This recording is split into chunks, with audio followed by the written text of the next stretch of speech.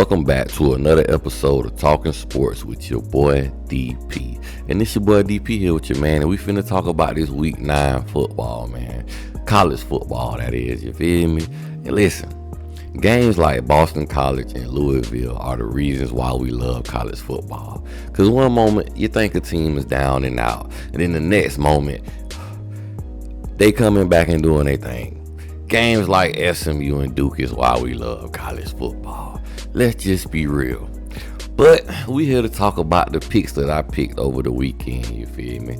Get into a little recap of that, of some of the games, you feel me? Hey, and I went undefeated again. Every team I picked to win, they won the game. Now, mind you, I don't pick against the spread because, if I was picking against the spread, I'd be looking ugly out here. I ain't going to count because I'm probably more mediocre against the spread than I am picking at the outright winner. The outright winner, I'm getting it in. I'm 19-6 on the season right now, you feel me, with my picks. So, you feel me, if you want to use these on your little slip or whatever, go ahead and do your thing. I ain't mad at you. Me, personally, I'm not a gambling man because I feel like I have bad luck when it comes to me, you feel me, putting my bets on certain teams. But if y'all can take these and use it for your liking, go ahead, you feel me, do your thing. I ain't mad, I ain't hating. Get your money if you can. But like I said, as of now, I'm 19-6 on the season with my picks, you feel me? So I'm picking the outright winner. I ain't picking against the spread, just to give y'all a heads up, give y'all that understanding. Just to repeat myself, just in case you ain't hear, you dig?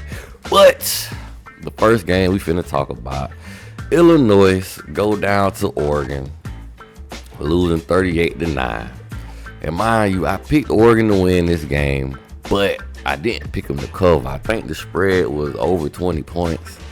And I'm thinking, you feel me, Illinois, they were looking good this season, you feel me. They came in this game with a decent record, and I felt like they was going to be able to compete more with Oregon, at least keep the game close. Boy, was I wrong. Oregon just went out there and handled business. And Dillon Gabriel is making his Heisman candidacy looking stronger and stronger and stronger. You feel me? If they keep winning and Dillon Gabriel keep playing at a high level and going there perform, he might find himself in New York also. Even though I want my boy Cam Ward to win that thing, but hey, this talking about everybody right now. I can't be biased. If the man deserve it, the man deserve it. You feel me? Cam Ward, we gotta tighten up. We gotta do better, baby. But Luke Altmaier struggled this game, man. Looked the shell of itself.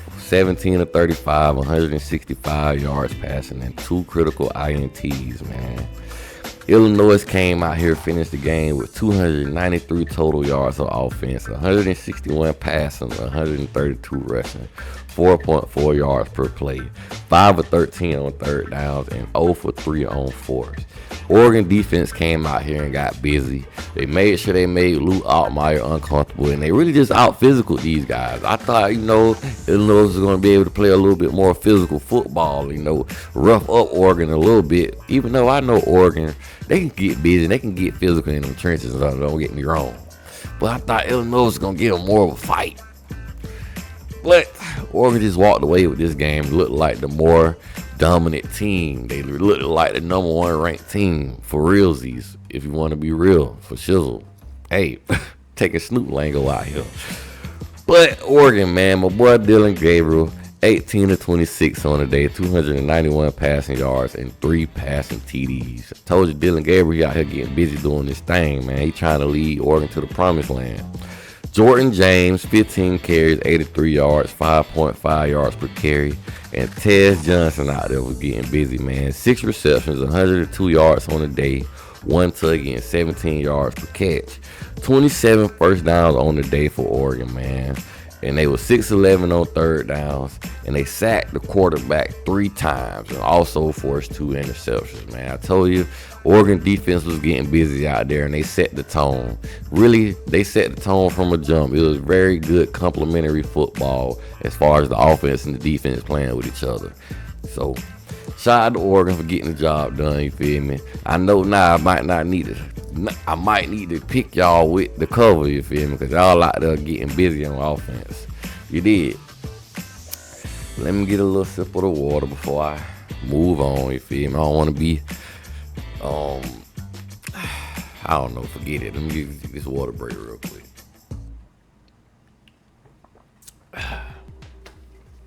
But now we're gonna talk about the Lone Star State, University of Texas, defeating Vanderbilt 27-24.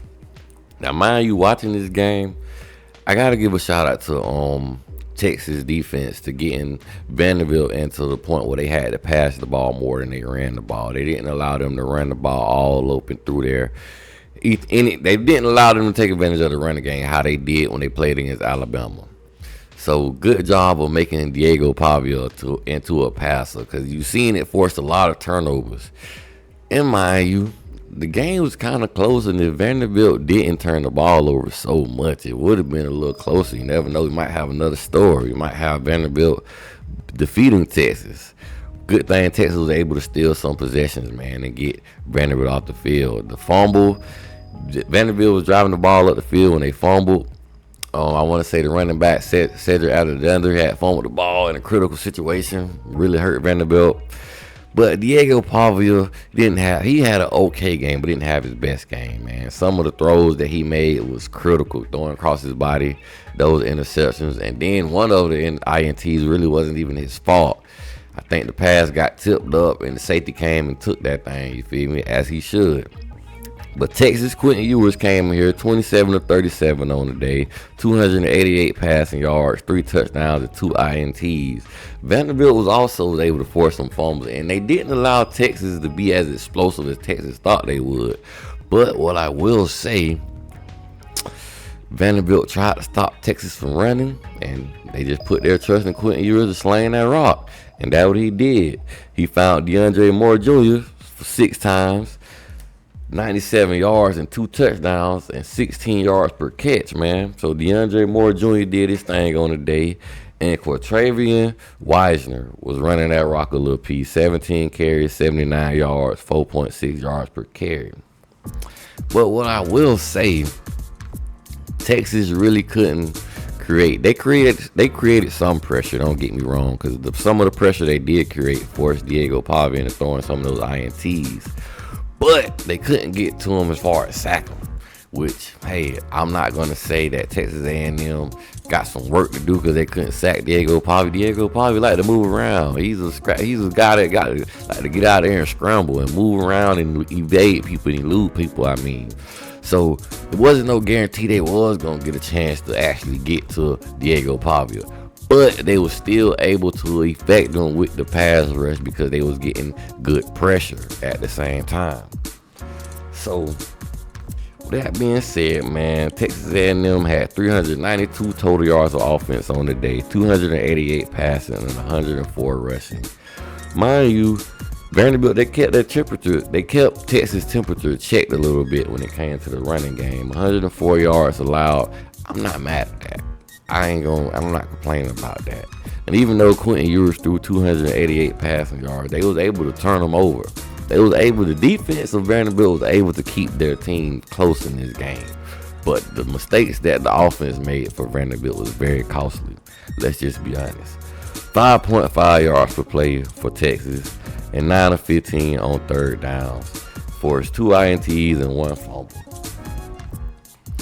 Diego Pavia on the day, 16 of 29, 143 passing yards, 2 touchdowns, 2 INTs, 16 carries, 67 yards, and 1 touchdown, 4.7 yards per carry. And Junior Sherrill, wide receiver, 5 receptions, 62 yards, 1 touchdown, 12.4 yards per catch. Vandy sacked Texas quarterback 4 times. They was causing pressure. The defense was able to force Texas in some interceptions also. But like I just said before, the offense wasn't giving the defense enough. You never know. We might have had another upset, and Vandy would have been out here with 2 big wins on their season, beating Alabama and Texas in the same year. But it couldn't take care of the football enough. So Vanderbilt, I had hope that y'all could have won this game, even though I picked Texas, and I was right about this game all across the board. I picked Texas to win, and I picked Texas not to cover because I think the spread was a little too high for my liking.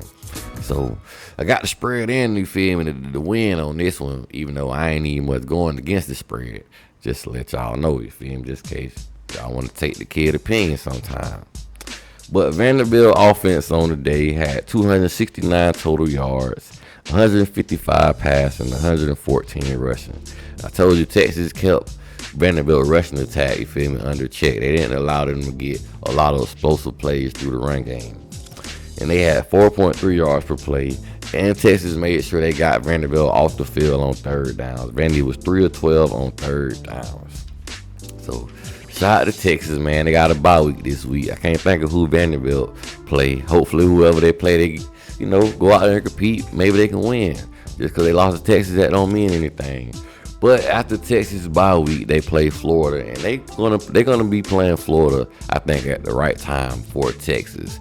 You're gonna be coming off a bye week, and Florida gonna just be coming off of playing Georgia, which is highly likely it might be some injuries after that game. You're gonna be roughed up. It's a real physical game when Florida play Georgia, so it's gonna play in Texas' favor once Texas and Florida match up. The next game I'm gonna talk about. But before I get into it, make this water. I'm getting the cotton mouth up here, doing a lot of talking.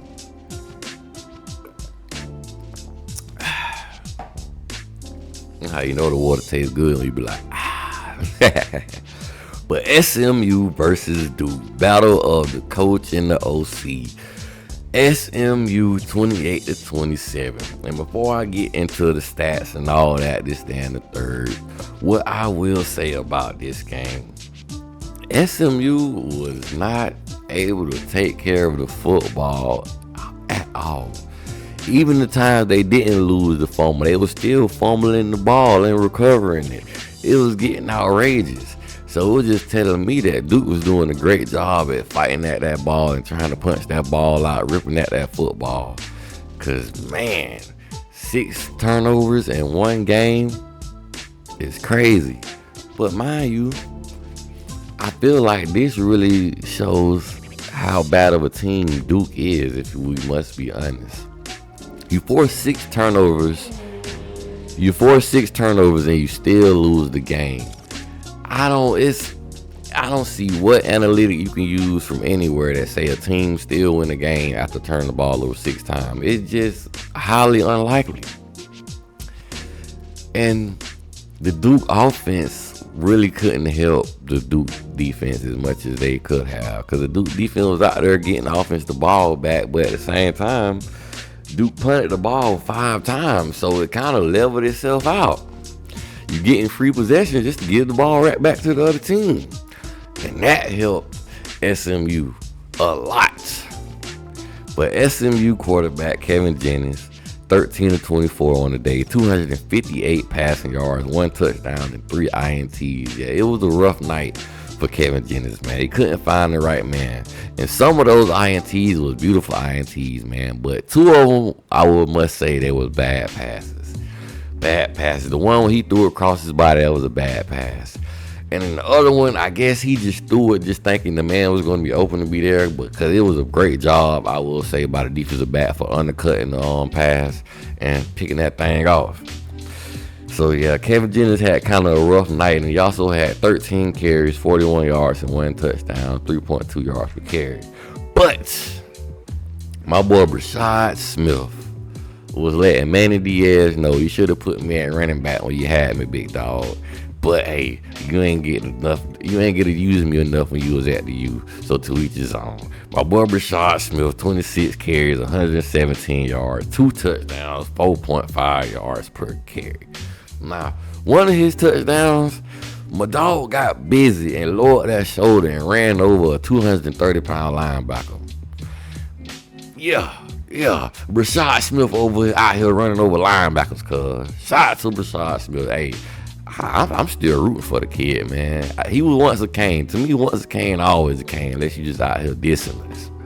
But Brashad Smith got busy. Maybe we should have put the young man at running back when he was here. Even though our running back room was deep. But, man, he would have been that change of pace back that we needed. Because, you see, that's Mr. Get Busy. Mr. Take that thing to the house, you feel me? Shout out to Brashad Smith for getting busy, man. And Roderick Daniels Jr., what a stat line. 2 receptions, 153 receiving yards. Yes, I said that right. 2 receptions, 153 receiving yards, 1 touchdown, 76.5 yards per catch. Now, you know these numbers are skewed because the 2 catches he did, they was bombs. They was big plays. And he did what he was supposed to do. But damn, that's a nice hell of a stat line for that. Boy, for you, boy. You take that to your family, man. Like, hey, man, I had 2 catches, 153 yards. What are you talking about? So shout out to Roderick Daniels, man. Way to go. Man, I gotta give a shout out to Manny Diaz. Former players is out here just busting his ass this game. Way to steal the game from the Duke Blue Devils. Jafari Harvey. Way to the game just was right here on the platter, ready to be served for Duke. They're finna say, here goes your win. Out of nowhere, Jafari Harvey just came and slapped the tray down. Just slapped the tray down out of their hands. The man literally jumped over the line of scrimmage to block the field goal, to go ahead win field goal at that. And then, overtime, Brashad Smith hit him with the dagger. And what I also gotta say, man, Coach Manny Diaz, I understand some coaches, you want to go for the win. If you get the conversion, you a genius. You the greatest. You know what you're doing, man. Manny Diaz got the win by going for 2. But you didn't get it. You didn't convert. And that killed your team. You did all that fighting back, all those turnovers. Offense wasn't looking that good as far as the rushing attack.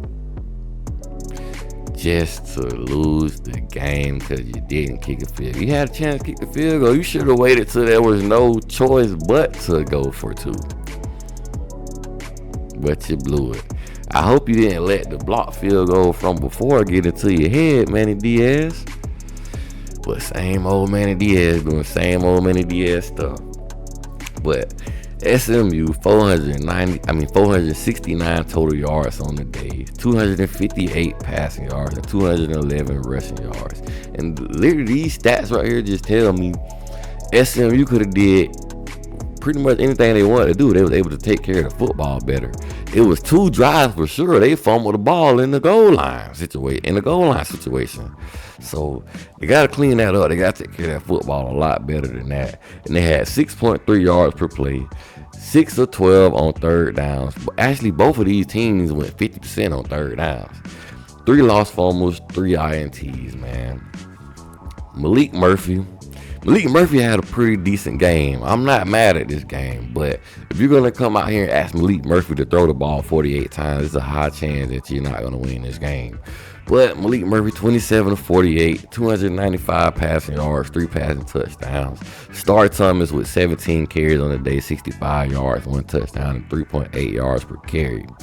And Eli Pankel, wide receiver, had a big day with 11 receptions, 138 receiving yards, 1 touchdown, and 12.5 yards per catch. We got to watch that young man when he come to Miami, man. I do not want him to get busy. We got to shut all that down, but asking that from my secondary at the U, who knows? Maybe they'll prove me wrong. And 3 different Duke players had an INT this game, man. Duke offense came away with 393 total yards on the day, 295 yards passing, and only 98 yards rushing. I told you, man, SMU was not having the run game from Duke. They kept having to punt the ball away because they couldn't establish the run game this game. Duke had 5.1 yards per play, 8 of 16 on third downs, and 0 of 2 on fourth downs. Like I told you before, the Duke punted 5 times. They got 6 turnovers, but punted the ball 5 damn times. So they really cancel each other out, if you ask me. And we're going to get to this last game. But let me take a water break. Call me water boy if you want to. Let me stop. LSU versus Texas A&M, dog. Listen, I picked Texas A&M to win this game for 2 reasons. Texas A&M got a good defense and they can run that football. So I also did say If Connor Whitman go out here and have a bad game, though, I don't know. I don't really trust him. I would like to see Marcel Reed, you feel me, over Connor Whitman. I said that before this game happened. So, Connor Whitman was out there struggling in the first half. Wasn't looking good, and LSU was looking explosive in the first half. It looking like LSU was going to just dominate this game, and it was going to be an ugly finish. It was looking real ugly for Texas A&M. I cannot lie, in the first half, because LSU was slinging that rock, getting everything they wanted. So, Coach Mike Elko, he made a grown man decision and put his backup in the game. And that was the story from that point on. Marcel Reed is the truth, and he got Texas A&M looking scary. I ain't gonna cap. Because once he got in the game, the defense seemed like they was playing harder. The wide receivers, running backs, everybody else seemed like they was playing harder. And mind you, Marcel Reed only threw the ball twice. But let's get into it, man. LSU 23, Texas A&M 38. Texas A&M smacked them in the second half, because the first half it was looking ugly. 38-23 is the proper way to say that. I'm sitting out here sounding crazy. But Garrett Nussmeier, 25 of 50, 405 yards, 2 touchdowns, 3 INTs. You ask Garrett Nussmeier to throw the ball 50 times, and me, I'm a fan of Garrett Nussmeier. I think he's a pretty good quarterback, but I don't think he's the type of quarterback that's going to slang his rock up 50 times. Kind of similar to Malik Murphy. Him throwing the ball 45 times, Garrett Nussmeier throwing the ball 50 times. So that's 25 or 50. You missed 25 passes. That's 25 just emptiness. 25 nothing. And then the 3 INTs also killed him. But you're asking the man to win y'all the game with his arm, because y'all could not establish a run game. And shout out to Texas A&M for not allowing y'all to establish a run game.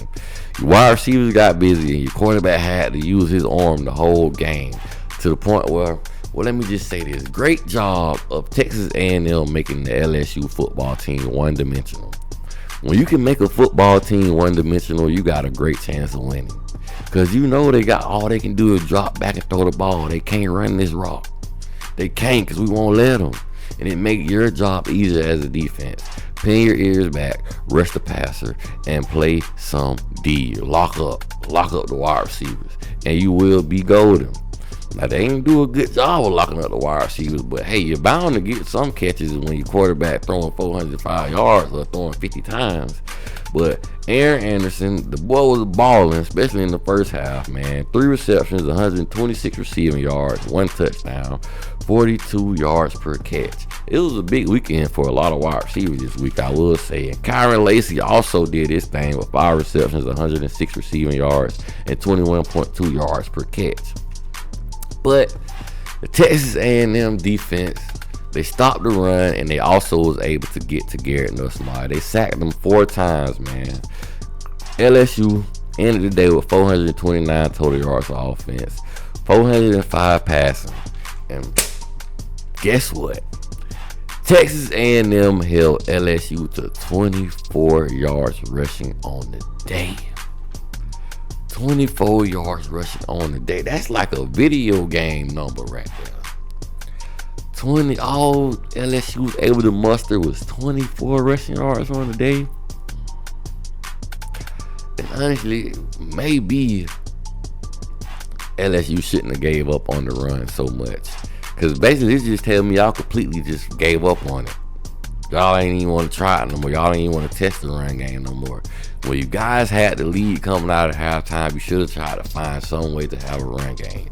But you come out here still passing the ball, and you kept Texas A&M in the game. You gave them a chance to force 3 INTs. But 5.9 yards of play for LSU, and they was 8 of 17 on 3rd downs. But Texas A&M, let's talk about the winners, man. Connor Whitman, let's just be honest, he struggled. And you should have just went with Marcel Reed from the jump, to be honest with you. But Connor Whitman, 6 of 18, 64 yards, man. And I see why Mike Elko hurry up just got him out of there. If he wasn't going to get the job done, if he's not looking the best, if he doesn't have this offense playing at their full potential, then go with the man that you seen do it against Florida, that you seen do it against Arkansas or other football teams. Go with that guy, Marcel Reed. Marcel Reed, 2 of 2 on the day. Only threw 2 passes for 70 yards. But his legs was the lethal injection this game. 9 carries, 62 yards, 3 rushing touchdowns, 6.9 yards per carry. And Amari Daniels, the young man from Miami, Florida, went to Miami Central High School. I got to give a shout out to the young man from Florida that I know are from Florida. You feel me? I love my state. Florida boy, for real. Amari Daniels, 12 carries, 91 yards, 7.6 yards a carry. And Le'Veon Moss, 14 carries, 83 yards, 2 touchdowns, and 5.9 yards a carry. When you shut down the other team run game, and you are able to run the ball and finish the game with 242 yards rushing on the day, the game is over. You have the control. You got all the control. You got control over the clock, over the ball movement, over the flow of the game. Because your defense shutting down their running game, and you running that ball each and every way that you want to. 5 rushing touchdowns on the day for Texas A&M, man. 376 total yards of offense, 134 yards passing. Just gave you the rushing numbers at 5.4 yards per play. Listen, I shout out to Texas A&M for the simple fact, y'all showing the world, similar to what Michigan did a little bit last year, that you can still win playing old school football. Go out there, play defense, stop the other team from running the dang ball, and you go out there and run all up and through them everywhere you want. That's how you dominate the game. Now, everybody love to see highlight plays with the big passing plays, throwing 50-yard bombs, 60-yard bombs, wide receiver catching it, doing his little dance, taking it to the house. But when you able to run that rock and the team against you can't do nothing about it, you just slowly taking the pride of them players, little by little by little. And then the fourth quarter, you manhandle them. You bust that thing wide open. Shout out to Texas A&M getting the job done, man. I picked Texas A&M to win, and I picked them to cover this game because I knew what time it was, especially if they put Marcel Reed in. Hopefully, they give Marcel Reed the nod the rest of the season. Texas, when y'all play Texas A&M, it's going to be trouble, shot down. But that's all I got for y'all for this week, man. I'm going to be coming with my own games, I want to say probably tomorrow. So, like, share, subscribe, comment, do all that. Rock out with your boy, you feel me? It's all about the you. And DP is out, you feel me?